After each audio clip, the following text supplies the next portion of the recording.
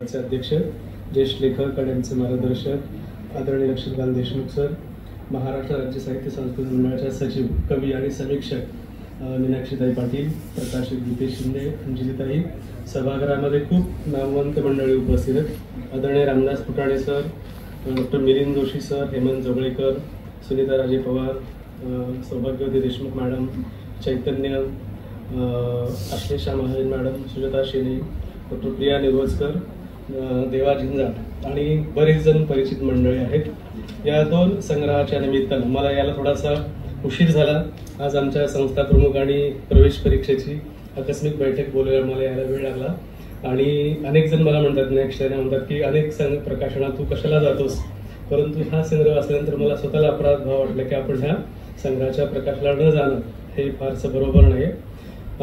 या बऱ्याचदा अंजलीताईंना मी यापूर्वी देशमुख सरांच्या कार्यक्रमांना निवेदनाच्या निमित्तानं पाहिलं होतं आणि त्यांची कविता माझ्याही काही डोळ्याच्या परिघावर राहिली होती आणि त्याचा देखील एक संकोचीपणा माझ्या मनामध्ये आहे. या संग्रहातल्या शाबूत राहो हे लबाळे या संग्रहाबद्दल मी इथं बोलणार आहे.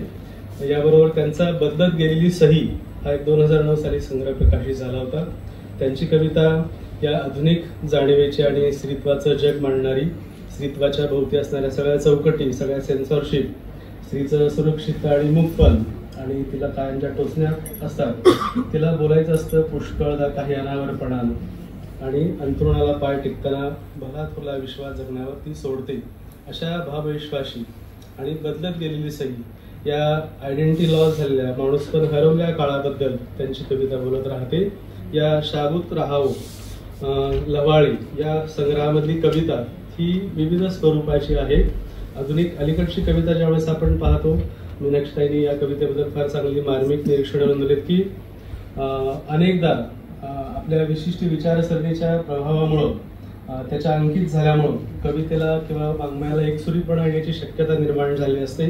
विशेषत्वानं स्त्रीवादाची दृष्टी ती स्वाभाविक आहे आणि गरजेची देखील होती, परंतु बऱ्याचदा खूप मोठ्या प्रमाणामध्ये आधुनिक स्त्रिया एकाच स्वरात, एकाच आवाजामध्ये, एकाच स्वरामध्ये बोलताना दिसतात.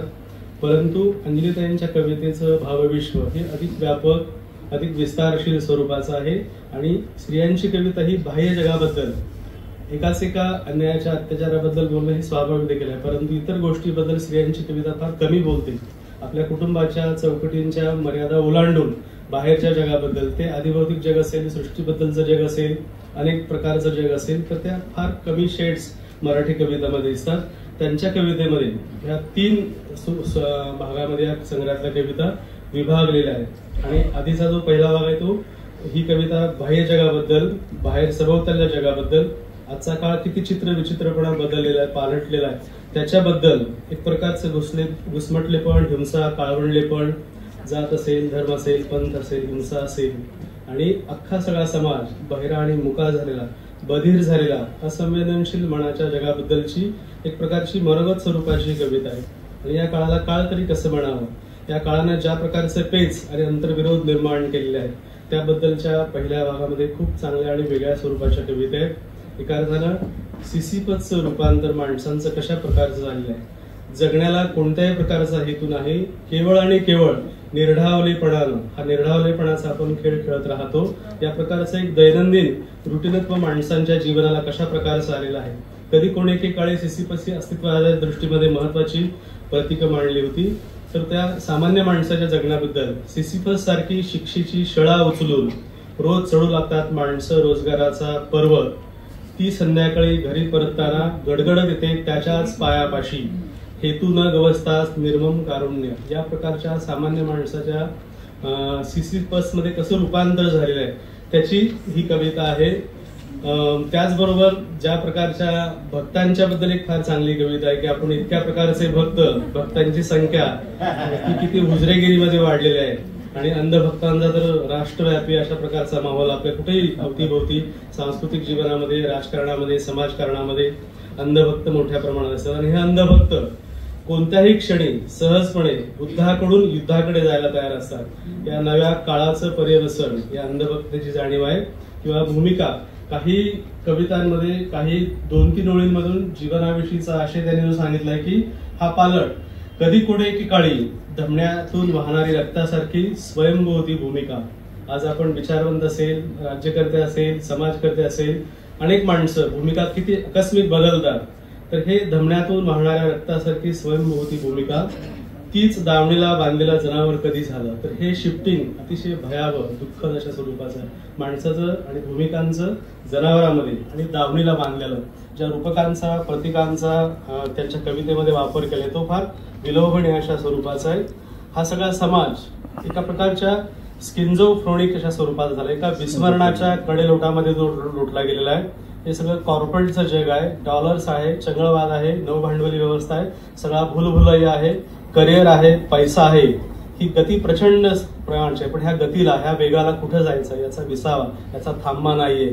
आणि म्हणून त्या प्रकारचे कालस्वराच्या गतीचा एक चक्र आहे की पैसा झाला मोठा आणि पाऊस आला खोटा, यामध्ये ती परावर्तित झालेली आहे. हे शिफ्टिंग. आणि दुसऱ्या बाजूला हा जो बदल आहे तंत्रज्ञानाचा, ऐहिक सुखाचा स्वर्ग पायाशी लोळण घेणारा, माणसानं ज्या प्रकारची प्रगती केली ती अतिभव्य स्वरूपाची प्रगती आहे.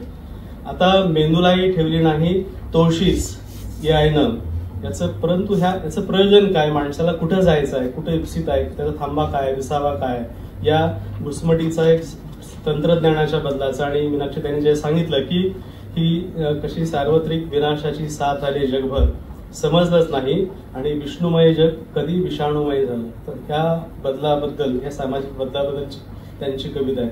आणखी एक मला त्यांच्या कवितेमध्ये की आपण बऱ्याचदा व्यवस्थेच्या बद्दल एक चांगली व्यवस्था नावाची कविता आहे की माणसांवरती अनेक प्रकारची बंधनं, अनेक प्रकारची नियमनं, बांधलेपण, घुसमटलेपण, एक बंदिस्तपणा, त्याला कोणत्याही प्रकारचं स्वातंत्र्य नाहीये. तर समाजशास्त्रामध्ये आपण पाहतो की माणूस कसा वाढतो, कुटुंब असेल, शाळा असेल म्हणजे शिक्षण असेल, समाज असेल, तर याच्यातून माणसाची वाढ होते. पण अंजलीताईंच्या कवितेमध्ये उलट्या पद्धतीनं पाहिले, समाजशास्त्राला आव्हान ठरेल अशा प्रकारचं की आरंभीच कुटुंब कापून टाकते पाय त्याचे, पांगले बालपण, माणसाला बालपणाचं पंगुत्व किंवा लंगडेपण कशा प्रकारचं येतं. शाळा नेते त्याला कोसो मैल दूर जगण्याच्या शिक्षणापासून. हेरम कुलकर्णींचं पुस्तक आहे, शाळा आहे पण शिक्षण नाही, तर त्याच्याशी नातं सांगणार आहे. समाजशास्त्राच्या उलट्या विरोधात सर्जनशील एक कवी पुढचं पाहत असतो आणि लग्न रोज नव्याने मारून टाकते त्याची स्वप्न, त्याचे मन आणि पंख.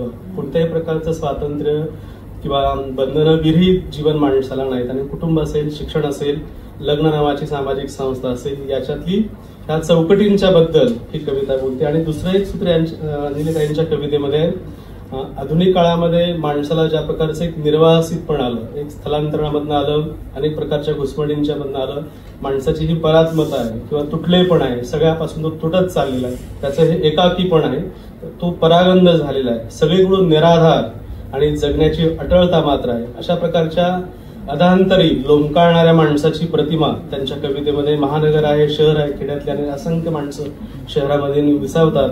आणि इतक्या चांगल्या कविता आहेत की मूळ गावापासून तुटलेली, शहरात पोटाशी न धरलेली, सगळीकडून विस्थापित, ही पंख कापली पाखरं लोंबकळत राहतात मधल्या अंधारात, पोटात भूक आहे आणि पायात बेड्या, पोटात भूक आणि पायात बेड्या. हे वाचत असताना मर्ढेकरांच्या फार प्रसिद्ध कवितेची मला आठवण की पिपात मेले ओल्या उंदीर माना पडल्या मुरगाळ्यावर, जगायची पण शक्ती आणि मरणाची पण शक्ती, अशी अटळता, अशी अपरिहारता दलित माणसाच्या वाट्याला कशा पद्धतीचे आले त्याचं. आणि म्हणून ना अत्र ना तत्र ना परत्र ना भूमी ना आकाश, अशा निराधार माणसाचं एक दुःख, त्याचं कोंडलेपण, त्याची परात्मता कविते. आणि त्यांच्या कवितेत शहर असेल, महानगर असेल, सामान्य माणसं असेल, आणि ह्या सगळ्यामधून माणसांकडे पाहण्याची एक सहानुभूतीची, मानवतावादाची, दुःखितांच्या बद्दल एक करुणाभावाची दृष्टी त्यांच्या कवितेमध्ये. कोठून कोठून शहराच्या वळसणीखाली येणारी माणसं ती उपेक्षा आणि घृणेची धनी होतात, किडामुंगीसारखं जीवन जगतात, त्याची करून मिठी वेटाळते शहराला, माजणार नाही मरणारही नाही. ते आधुनिक जीवनाचं पसायदान माणसांच्या वाट्याला कशा प्रकारचं आलंय. तर ह्या सामाजिक जाणीवेचा एक प्रदीर्घ अशा प्रकारचा चित्रफलक त्यांच्या कवितेमध्ये आहे. आणखी एक त्यांच्या मधल्या टप्प्यावरती तंत्रज्ञानाच्या बद्दलच्या फार 3-4 सुरेख कविता आहेत. त्या टेक्नॉलॉजीने ज्या प्रकारचा भूलभुलैया माणसामध्ये आणला, हा सगळा तंत्रज्ञानाचा काळ आणि त्याच्यावरती माणूस आरूढ झालेला आहे. त्याला आता तो अतिशय नात्यामध्ये परावर्तित झालाय. मोबाईल शिवाय माणसाचा जिवंत राहू शकणार नाही. भविष्यामध्ये त्याचे हॉस्पिटल देखील निघू शकतील की मोबाईल हिसकावून घेतला तर माणसं मनोरुग्ण होतील, अशा प्रकारची माणसांच्या वाट्याला आली. आणि सेल्फी, सगळा स्वार्थाचा समाज, विंडोतला आकाश आणि सेल्फी नावाच्या फार सुरेख या संग्रहामध्ये कविता आहेत आणि बऱ्याचदा तांत्रिक स्वरूपाची तपशील येतात, परंतु ह्या तंत्राशी माणसाचं नातं कोणत्या प्रकारचं जोडलं गेलेलं आहे त्याचं एक फार चांगलं काव्यात्मक रूप त्यांच्या कवितेमध्ये आहे की माणूस किती जडला गेला आहे आणि त्याचं एक किती अवलंबित्व आणि परावलंबित्व, त्याचं जखडलेपण माणसाचं मोबाईलशी तंत्रज्ञान गुंतलेपण आणि त्याची अटळता. मोबाईल शिवाय माणूस आता राहू शकत नाही. दिवसाच्या कुठल्याही प्रहरी सताड उघड्या विंडोमधून उतरून येतं फेसबुकचं लखलखतं आकाश. फ्रेंडशिपच्या उथळ समुद्रात उरत राहतात लाईटच्या लाटांवर लाटा. आणि पुढे असं म्हणतात की हा सगळा आभासी नात्यांची नशा आहे आणि ती सगळी नशा आज आपण ह्या समाज माध्यमांवर पाहतो, फेसबुकवरती पाहतो. हे चांदणं चक्राचं भासमय विश्व आहे ज्या शब्दांचा वापर केलाय. आणि पुढं पेच आहे, पुढं हा दुविध आहे, पुढं हा अंतर्विरोध आहे की पुढं घरातलं जग आहे ते अनोळखी वाटू लागतं. इंचाच्या अंतरावरचं जग रोवता येत नाही स्वतःला रक्ताच्या हाडा मांसांच्या आतड्यांच्या माणसांमध्ये. तर हे हा पेच आहे. हा मोबाईलवरच्या माणसाचं नातं जगातल्या सगळ्या फ्रेंडशी लाईकशी अंगठ्याशी जुळलेलं आहे, परंतु घरातल्या माणसाचं नातं राहिलं नाही, तो त्याच्यापासून तुटलेला आहे. ही जी पोकळे हा निर्वातपण जे आहे ते त्यांच्या आणि तो वर्तमानाला घाबरून पाठमोरा होऊन आपला चेहरा लपवत या आभासी जगामध्ये वावरतो आहे. तर त्याचा एक सरेंडरपण किंवा शरण्यभाव या सगळ्या तंत्रज्ञानाच्या दुनियेला फार चांगल्या पद्धतीने त्यांच्याकडे. आणि सेल्फी नावाची पण एक कविता आहे की आजचा सगळा समाज सेल्फी झाला. तुम्ही देखील पाहतात की कितीतरी लेखक कवी देखील स्वतःच फोटो काढतात आणि अगदी सहज देऊन टाकतात. म्हणजे म्हातारी माणसं देखील आता किती त्याच्या आहारी गेले आणि काय टाकावं आणि काय टाकू नये हे देखील आपल्याला समजत नाही. तर ही आणि त्या कविता काय आहेत की फेसबुकवर एक कोणीतरी ती कविता ती आहे आणि आपल्या स्वतःची प्रतिमा फेसबुकवरती टाकते आणि लाईकची वाट पाहते. हे आसुरीने हपापले पण माध्यमाने तुमच्या समोर कसं उभं केलेलं आहे आणि ती उत्सुकतेने वाट पाहते की माझ्या या पोस्टला कोण लाईक्स करताय म्हणून. तर कोणीही करत नाही. ती अस्वस्थ होते, चिडते, तिचा ताळ सुटतो, ती अतिशय क्रोधित होती आणि तिचं रूपांतर चेटकिडीमध्ये होतं. आता हे व्हिज्युअल लिव्हिंग आहे. म्हणजे तुम्ही एका सुखाच्या अपेक्षेकडनं, आकांक्षेकडनं, इच्छेकडनं तुमचं रूपांतर कुठं झालेलं आहे. तर हे इमेज मला फार वेगळी वाटली आणि मग परत भराभर लाईटच्या अंगठे उमटतात. तर असे एक फार सुंदर त्यांची कविता आहे. सोशल मीडिया हा विषारी झालेला आहे त्याचं एक चित्र त्यांच्या कवितेमध्ये आहे. दुसरं एक या कवितेमध्ये दुसरं एक सूत्र या कवितेमध्ये आहे ते म्हणजे बाईपणाचं आणि तो त्यांच्या कवितेचं एक फार महत्वाचं सामर्थ्य आहे. हे बाईचं एकटेपण, तुटलेपण असेल, सदा सर्वदा जंजाळ जाळा, तिचं पायाचं गुंतले